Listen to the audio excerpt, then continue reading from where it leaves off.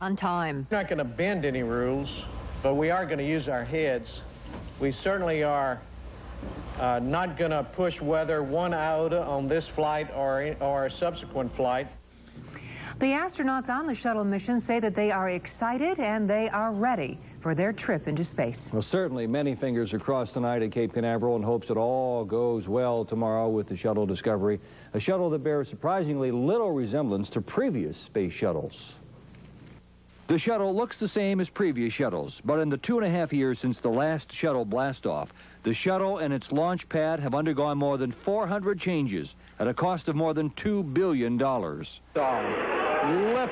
of the 25th Space Shuttle mission. The most critical redesign was the part of the solid rocket booster that caused the Challenger explosion.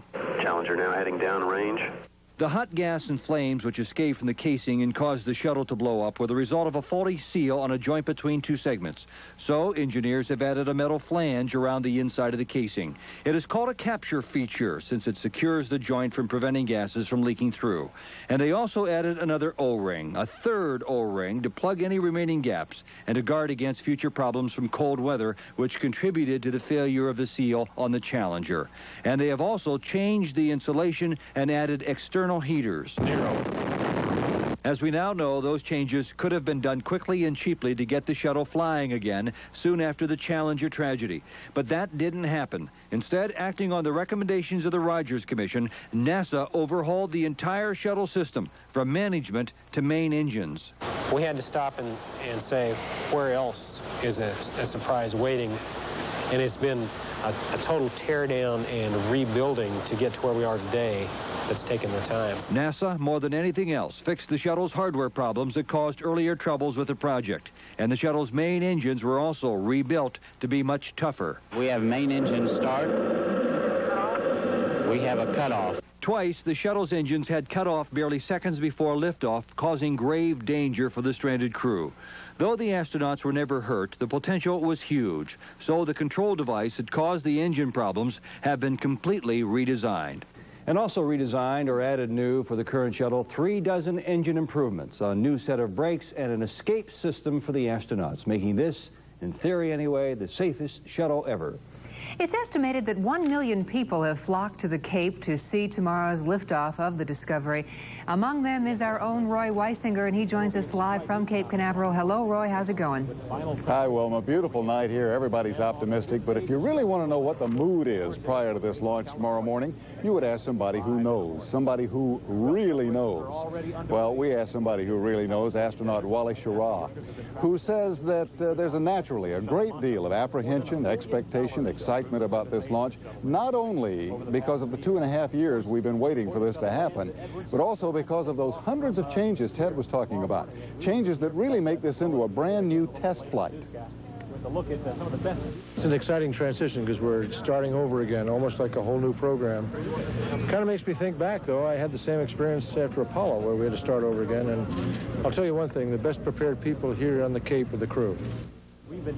Well, that's what a real expert has to say about it, but how about the average taxpayer, the man or woman who has to foot the bill for all of this? Bill Youngkin today went in search of that reaction. This isn't your normal Wednesday night picnic here in Titusville, Florida. This family is camping out, ready for the launch, and so are these guys, and a lot of other people. Even Missy the Cocker Spaniel and her newborns couldn't be left home. The army of campers come from all over. We need some help.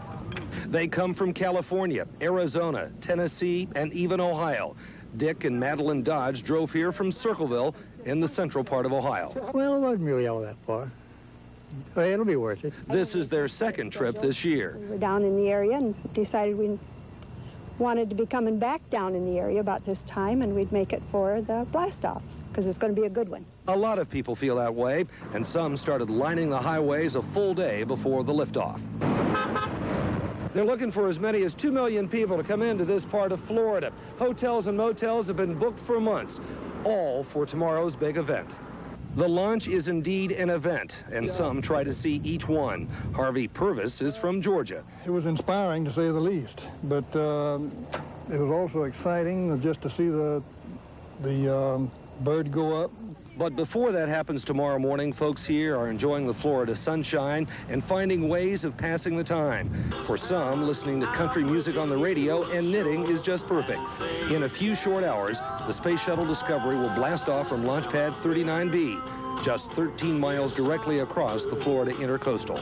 Singing sweet country music makes me wish that I was there. In Titusville, I'm Bill Yunkin, Eyewitness News. And there, from a distance of about 2.5 miles where we are, is the live picture, a staggeringly dramatic sight bathed in the searchlights. The shuttle Discovery ready to go tomorrow morning. As you can see, the clock is ticking. We're down to 7 hours, 30 minutes, 35 seconds, headed for a launch at 1 minute before 10 tomorrow morning. Wilma and Ted? All right, Roy, we look forward to your reports tomorrow. Okay. And we have a reminder for you that the live coverage of the Space Shuttle launch can be seen tomorrow morning here on TV5. It begins at 9:30 a.m. Now, let's find out what the weather will be like in Florida. For a liftoff come tomorrow morning, here's Tom Tasselmeyer. Right now, Ted, things are looking A-OK for Cape Canaveral tomorrow. 1 minute before 10 o'clock, we expect temperatures to be up around 83 degrees, a partly cloudy sky, a northeast wind at about 8 miles an hour, and visibility very good, up above 5, perhaps up around 10 to 12 miles. So no problems with Discovery launching tomorrow at Cape Canaveral. We'll be back in a couple minutes to check in on northeastern Ohio's weather, and it looks pretty nice.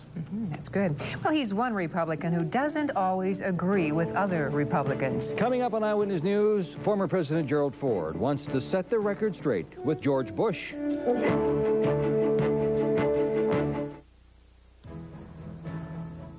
For Ohio Edison, Bernie Kosar. You know what makes me feel comfortable on the field? Preparation, protection, my pads and helmet. A lot of time on the clock. The right play at the right time. And my offensive line in front of me. What makes you comfortable off the field? Maybe a great dinner, a round of golf, some good music, and my electric heat pump. Now that's comfort. The electric heat pump, clean, flameless, economical. It heats in winter, cools in summer, and it's so comfortable, participating Alternative Plus dealers back it with Ohio Edison's Pure Comfort money-back guarantee. That's comfort you can believe in. For more information on the electric heat pump and the Pure Comfort guarantee, call 1-800-338-HEAT. Take it from me, Bernie Kosar. It's a good call.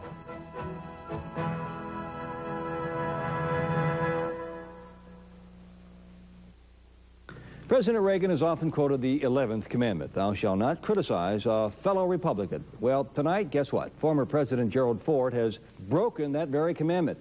Speaking here in Ohio tonight, Ford strongly disagreed with Vice President George Bush.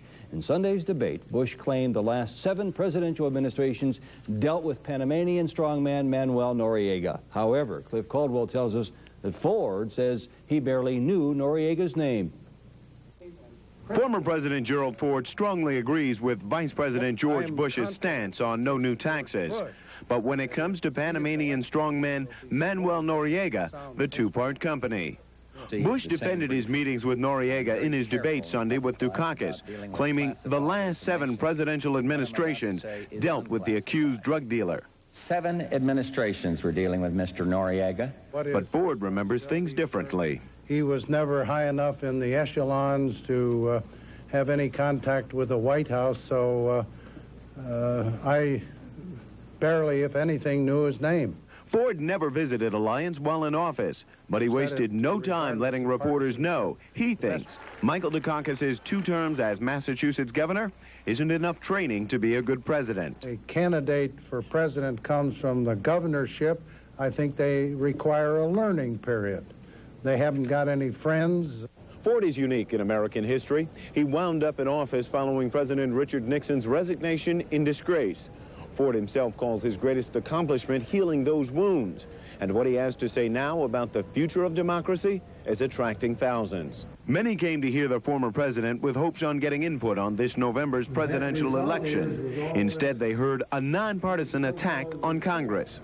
The leadership, whether it's Democrat or Republican, in the House and or the Senate, is unable to manage the major legislative problems that are on their doorstep. In Alliance, Cliff Caldwell, Eyewitness News. Accompanied by his wife Barbara, George Bush toured the small towns of central Illinois today. Bush did today's politicking in an 8-bus caravan complete with country music entertainers such as Loretta Lynn and Crystal Gale, who traveled along to lend their support.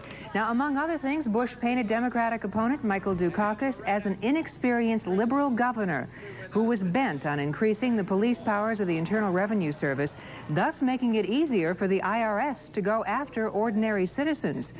Bush declared himself as being with the American people. Campaigning in New York and in Pennsylvania today, Democratic presidential nominee Michael Dukakis said that the current administration has created, and I quote here, a hall of shame. Specifically, he criticized former Reagan aides who have gone into lobbying and promised an executive order which would prevent that during a Dukakis administration. In New York today, the candidate had a brief meeting with Soviet Foreign Minister Eduard Shevardnadze. With today's brief meeting, Shevardnadze was keeping a promise he made to meet with the presidential candidate. Well, fall is back in the air. It certainly is. Temperatures today below normal, and I think we're going to stay cool here the next couple days. We're also going to get a little bit of rain in here. We could actually use some rain. It hasn't rained in quite a while now, so we can get dry again. Cool weather sort of jolted us early this morning. Big change today, yeah. Okay, Tom, see you later with that. And later on in Eyewitness News tonight, it's every girl's best friend, a 400-plus carat diamond. That's a whopper. And we'll tell you how it can be yours. When you've got a job to do, go with a winner. True Value Hardware Stores, where the Hoover Elite Upright Vacuum is a 40th anniversary special for just $79.99. And this Daisy Perk Up 10-cup coffee maker with a glass carafe for great flavor is just $22.88. Then pick up one of these dependable ITT phones. They're made in the USA with pride. Take your choice, just $29.99. And make True Value Hardware your store of first choice.